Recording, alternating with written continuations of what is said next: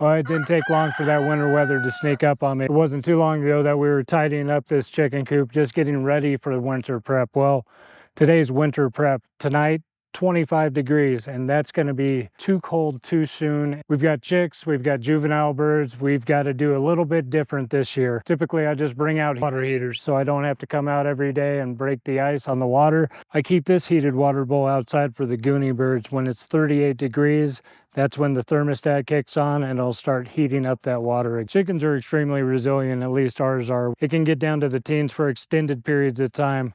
Our flock, which is comprised of barred rocks, Rhode Island Reds, and Americanas, as adult birds, they do very well in this climate. But as chicks or juvenile birds, it's going to take some help to get them through this winter. So we're going to install some heat and insulation.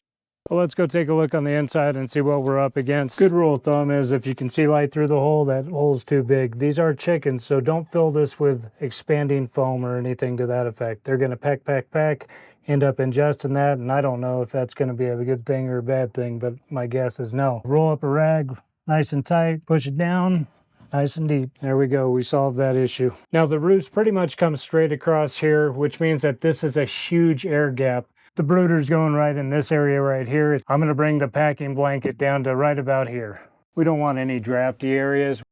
As you can see, we've got some big ventilation gaps here. During the summer, excellent idea. We've got great cross ventilation. It can get up to 115 degrees. When you have a metal corrugated roof, you're going to need ventilation like this. Otherwise, in the summer, this just becomes a giant oven. For the winter, any heat we manufacture down here with the brooder heater is simply just going to escape. I'm going to do exactly what I just did with the window, except for I'm going to do it to the roof. We are putting the chickens at risk a little bit. If this power goes out, the birds are no longer acclimated to the outdoor temperatures. That could be a problem. When the weather warms back up, you just simply grab this and yank it. All comes down real nice. Make sure you buy appropriately rated equipment. That way it'll mitigate some of the risk associated. This is a 200-watt brooder heater. It's got brooder or heater, 40 watts, and then 200 watts. We're going to be using the 200-watt setting. This is essentially a triple GFI setup. I've got one here end of that cord and one at the main house. So I am GFI'd to the moon and back. I'm going to dress the brooder cord over to this area just to keep my wires tidy. But this actually goes to my thermostatic control unit. So I'll plug that in here. When it reaches below 68 degrees, this system turns on. If I operated this as is, it'd be really warm towards the top of the roof. I have an AC Infinity fan, which I used in my grow tents.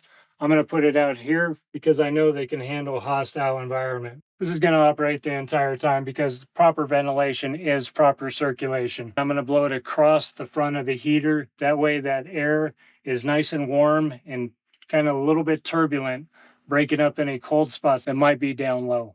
And probably the most unnecessary part of this setup is a heatable drink base. Now this doesn't even turn on until 35 degrees.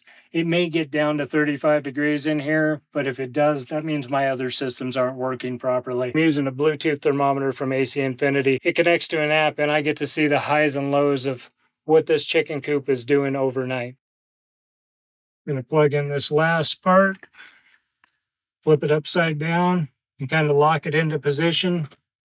Dress in any wires that you need to have dressed in. Remember, these are chickens. They're going to peck. They're going to poop. If there's anything that you care about, it does not belong in a chicken coop.